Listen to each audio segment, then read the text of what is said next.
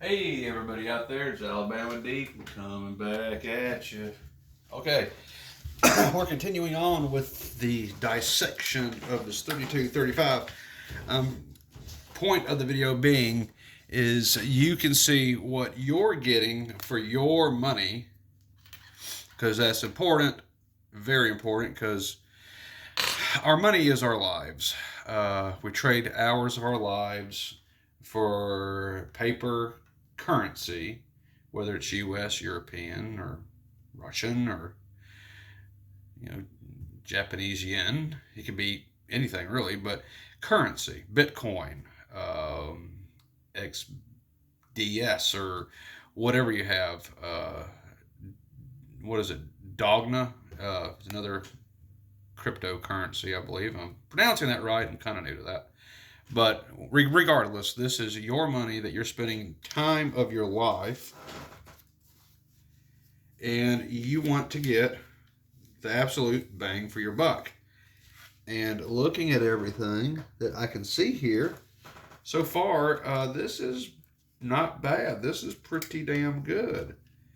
Uh, I mean, it really is. I mean, it really, really is.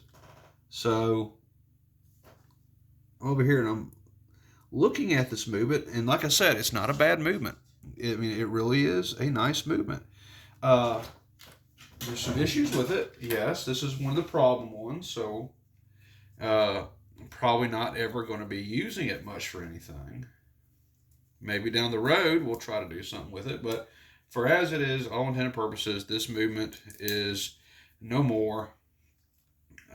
It's just not doing what it was designed to do, and I think I've already gone over that in parts 1 and 2.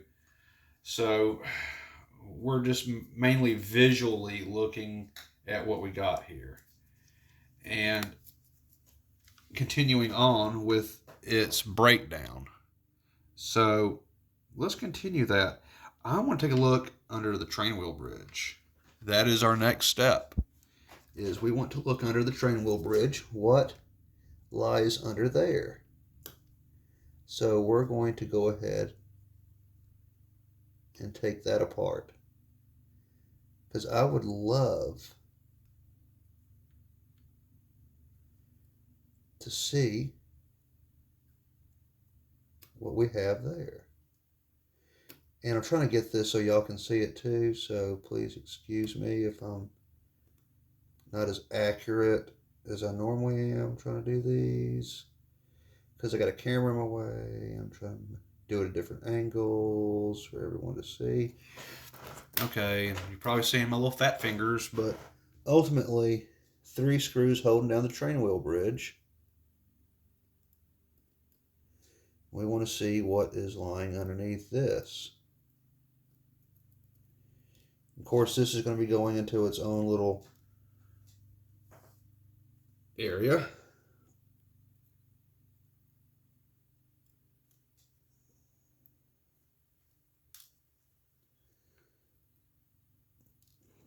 And ultimately, with my tweezers, I probably need to get some better tweezers or reform these, because they were duck billing, and you can't get that good of a grip if you're duck billing. So let's have a look underneath here. I see the little slot.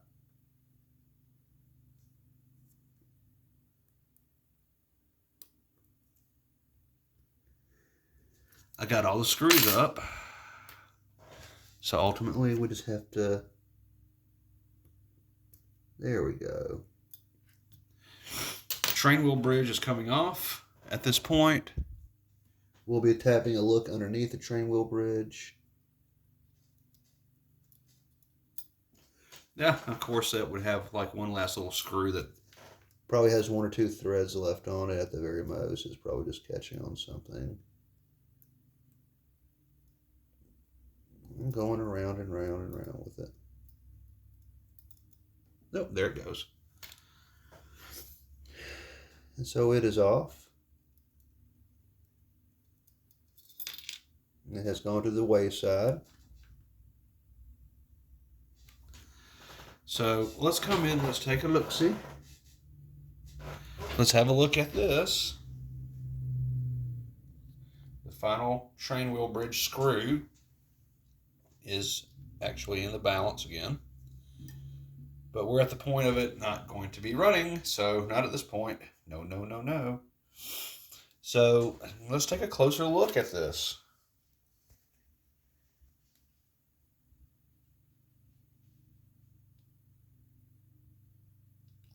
Now, this is one of the comparisons that we can do on this movement.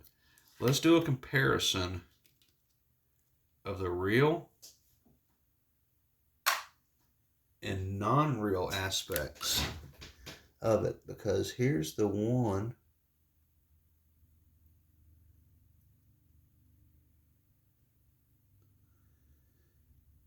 Yeah, it's not as refined as the real deal at all. This would be just an average train wheel if it was in another movement. Although I'm going to say that the other movements are probably better than this. Even ST96 is going to be better than this. Okay. Let's see what else will come up.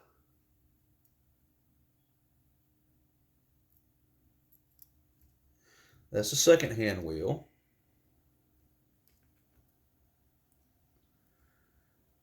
Once again, it's not as good as the original. Then that's not a shock to anybody.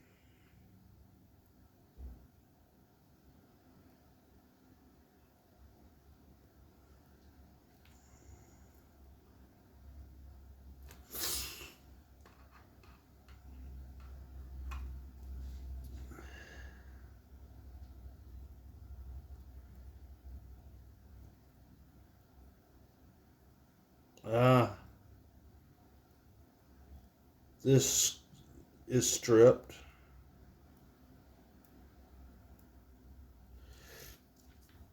Of course.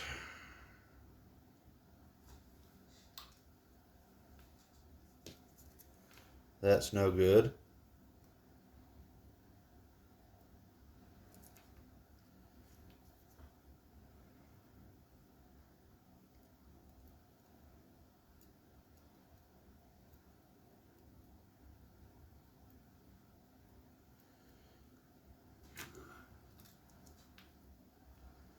Now we're getting to the parts where they're not finished as good.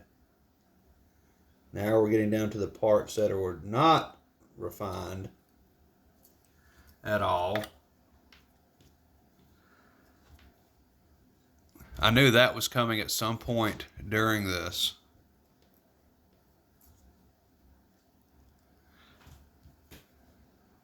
These parts here are just not refined at all.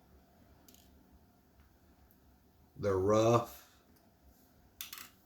They're not viewable. So, of course, why would they want to finish them out correctly? Let's come out a little bit more. See how rough some of those parts are. As we get deeper and deeper, the less and less refined they are. Skipping steps, cutting corners. Ultimately to the demise of this movement originally. Let's come in here.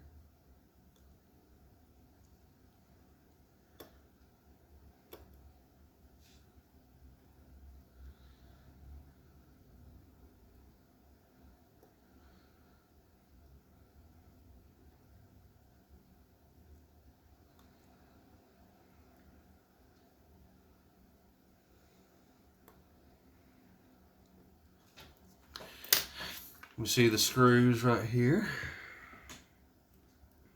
We'll worry about getting them in just a moment. If I can grab this one, I'll go ahead and put it up.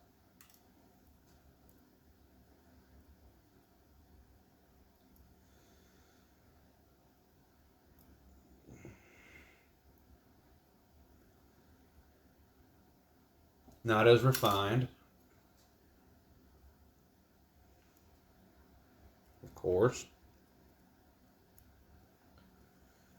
And that's probably pressure. That's probably friction fitted on there. So I'm going to be a little bold. Turn it upside down. Whatever will come off will come off. And so forth. We now have the escapement wheel. We'll be putting this by itself in its own little place because we'll be needing that later down the road.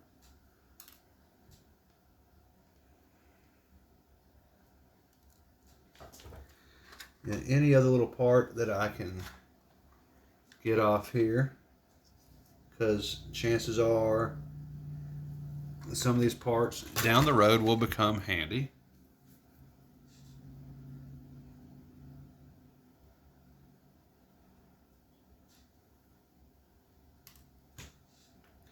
This is probably friction fitted on there with the cannon pinion on the other side.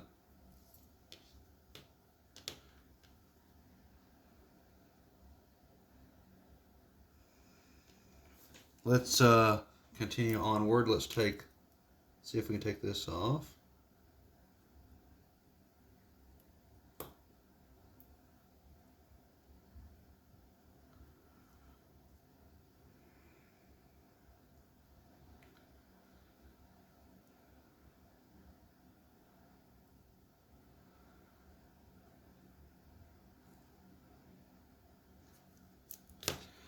Kind of hoping that that was enough to remove that. Yep.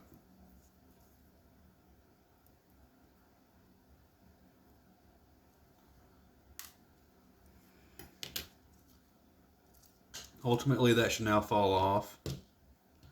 And it does. Alright. So we see that is pretty shiny. On the other side, not so much. It's not as polished. It's not as refined.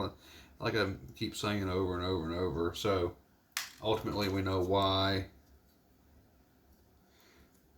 this is not considered a genuine.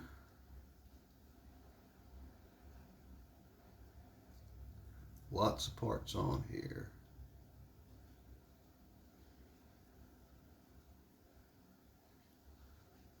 We can start to see right here, it's not as refined. Still, you know, as I've said, it's pretty remarkable that they've done what they've done with it. Okay. Now we're going to move on to the balance bridge, the balance itself.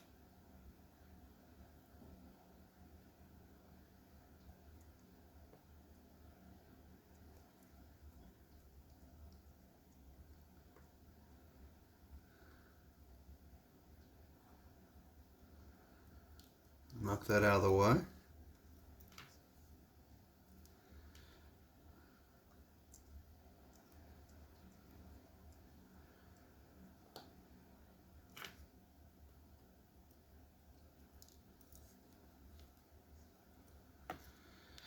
And let's see if we can now kind of nudge underneath it.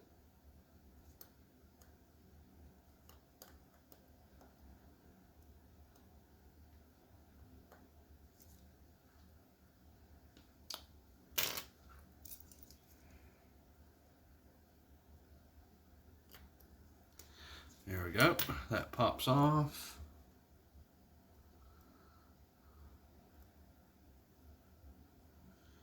Put the balance bridge by itself. There we go.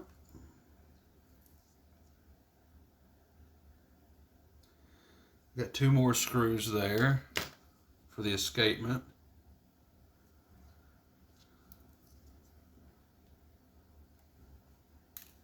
Now I'm putting the screws with the balance bridge and the balance. Oh, that balance wheel looks horrible underneath. It doesn't look good.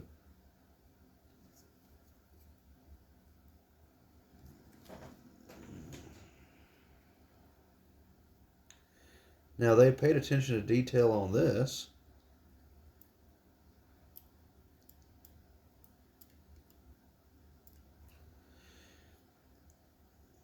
those should be coming up, but they're not.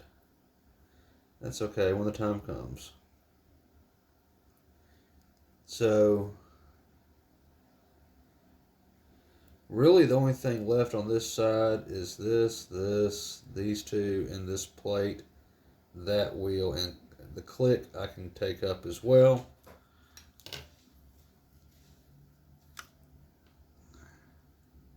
Pretty cool. All right, so let's put this off to the side, right over here just for a minute. I want to do another comparison of parts, okay? And ultimately, it was pretty scary in the beginning seeing them compare, seeing me compare the reversing part of the reversing wheel works with the actual part. They looked so similar. So similar. I mean, it would be really tough to tell the difference on that. It really would. However, there are differences. You can tell by the brass being used, it's not the same type of brass that Rolex uses. Okay, so let's do this. I want to do another comparison. And the comparison is going to be on, of course, they're two different wheels, but they're the main wheel itself portion is made in the same shape. So that's what we're going to be doing for a comparison. And I'll take the second hand wheel and let's bring it over to the reel. If you can see the difference in those, that does look shiny. However, look at the genuine. It's also shiny, but do you see how well reformed it is? If you can look at that,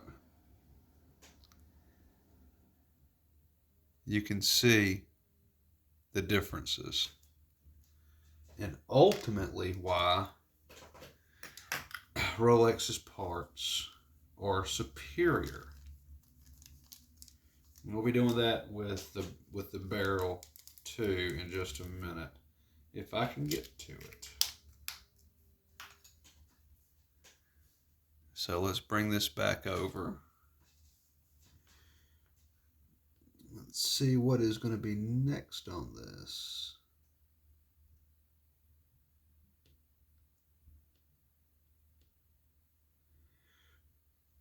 I think I see that. 1, 2, 3. That, I'm thinking that is what's going to, let me double check. Yeah, I'm pretty sure that is our next step.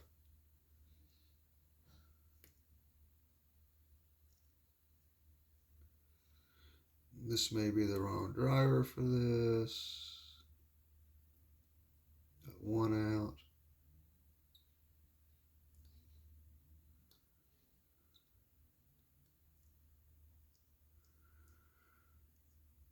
Let's take number 2 out.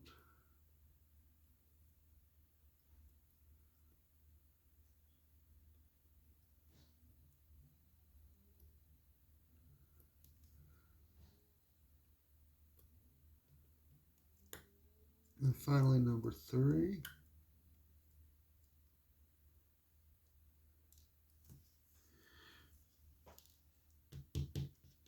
Okay, I got 2 of the 3 out.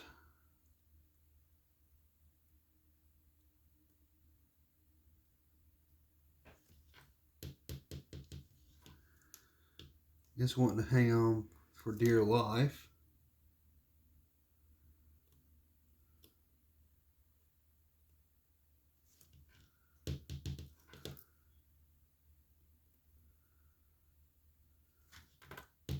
There we go. I got those 3 out. Let's go ahead and let's put them off to the side. This is going to be another little pile to put things in.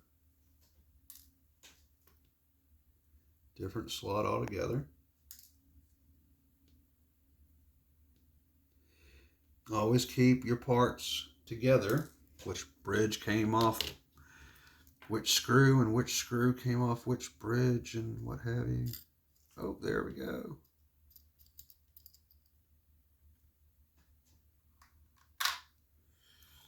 Okay, and here we are. We're getting down to the nitty-gritty of it.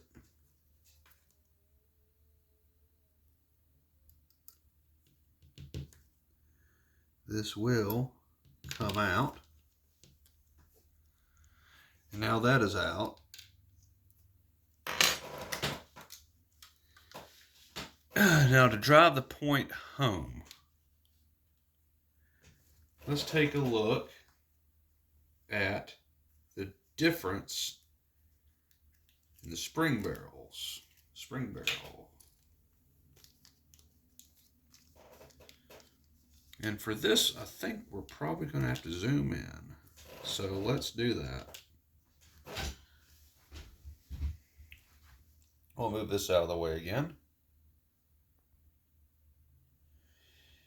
Let's bring the replica aftermarket spring bridge in versus the real one. Which one has more shine and luster? Which one looks like it's apparently built better? No comparison.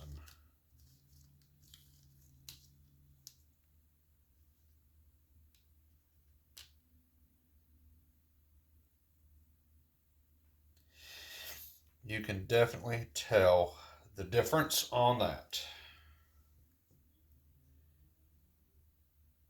And that's why Rolex is what it is. So, reversed engineered for sure. And you're seeing exactly what a Rolex watch servicer, technician, or watchmaker would see. So this should be educational for a lot of you who have not dove into these parts.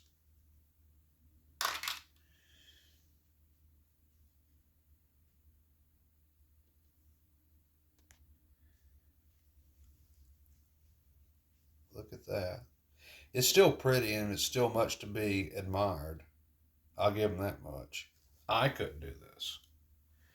And I doubt many of you could as well. This is just one of those things. Very nice indeed. All right, so there still are some things that take off on the back of this watch. We got the rest of the escapement to take off. That's this piece right here.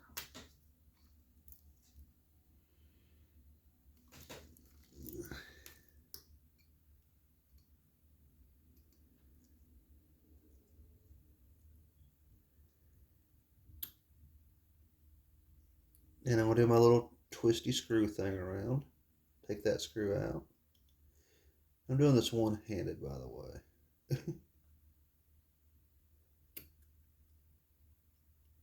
Look at that.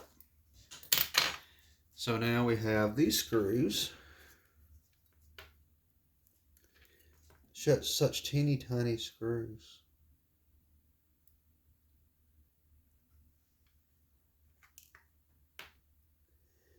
And it does look like there's some it is magnetized, to say the least.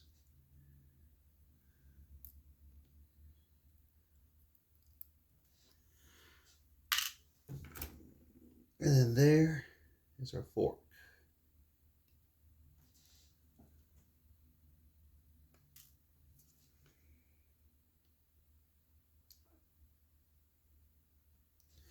I wonder what else can come off this watch. Nothing apparently. I still think these can come out here. If you can't see, let me try to get this. I still think these two can definitely come off.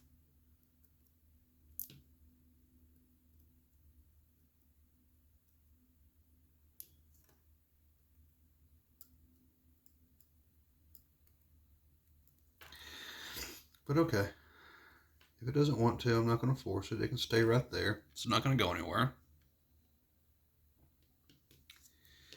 All right, let's zoom back out. Let's flop it on over because we're getting down to the main plate now.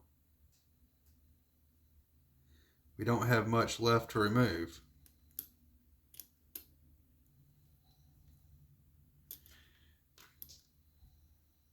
Because we're getting down to the very bare basics of it.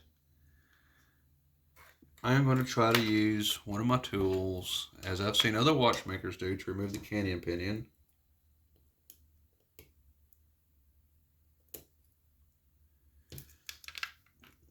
If I cannot, that's okay. I'll get a canyon pinion remover tool. But we'll give it a shot.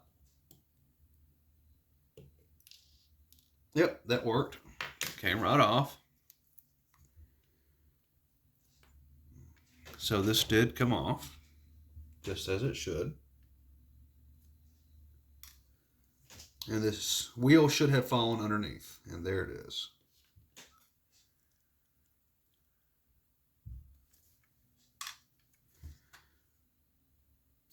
Absolutely remarkable. All right. So we basically have broken this entire movement down. We have a click still on there. We have a few of the parts still on there, but I think everyone I trust gets the point on this. That this movement, see how it's kind of rough in certain areas, nowhere near refined what Rolex is, but you're seeing what you're getting for your money on this. Okay, this is roughly a $100 movement from China.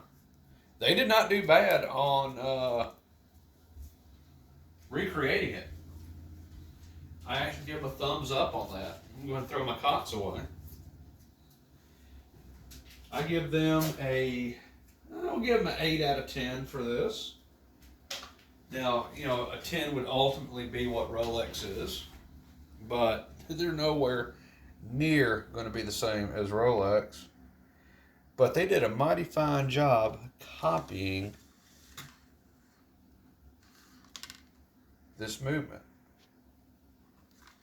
Now, I do have everything saved, and they're put up into their own little containers. There we go. And there we have it. We've pretty much broken it all down. It's got a click on there, jewel or so, but we've gotten it all broke down. And ultimately, what is in store for this movement, you know, it's a problem one, like I've said in my other two videos. So it's being replaced with a newer one without any issues. No history of fatigue, no history of parts breaking on it yet. But keep in mind that ultimately, anybody who is buying a replica, now you know and you can see what makes a Rolex and what doesn't make a Rolex. This is a Rolex replica, and this is off like a $600 clone. Okay, $600 is a lot of money to be throwing at a clone. And yes, they are superior than the fashion watch. And by fashion watch, I mean one like this. This is a fashion watch. This is a replica Rolex, as you can see, and it has a 2813, very cheap movement in it, but it's the better 2813. It's not like the pieces of crap they're putting them in now. And this is a little bit higher quality replica as far as the bracelet goes, the case goes. The clasp, probably not, but it's a little bit higher quality. It has its issues. The magnification sucks. We can replace that and fix it. But for all intended purposes, just for a daily wear, just to have it, it's not bad. You know, and that's a $50 to $100 replica here versus a $600 one, which is more beefy by far as far as bracelet goes, the way the case is made, the way the dial is made, all of that. It's made a lot better with more care. And that's what you're paying the difference in price of $300, $400, $500 for. ultimately, it depends on just how much you want to spend on one. But as far as I go, when I'm making my watches using real Rolex parts and I'm using a clone movement, if this one had no history of failure, it didn't come not running, it would be the perfect movement I would use in one of my original parts until I could replace and buy the authentic a little bit at a time. Uh, you know, so for $100, you're getting a pretty good bit of work. There's no doubt in that. So, is it worth it to you? You have to decide that.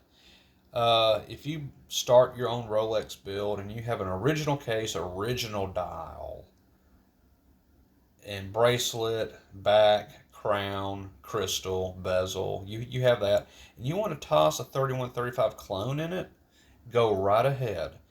Over time, like I've been doing, you can buy the parts for a real movement and then you can put it together. And then by the time you're done, you'll have an authentic Rolex watch.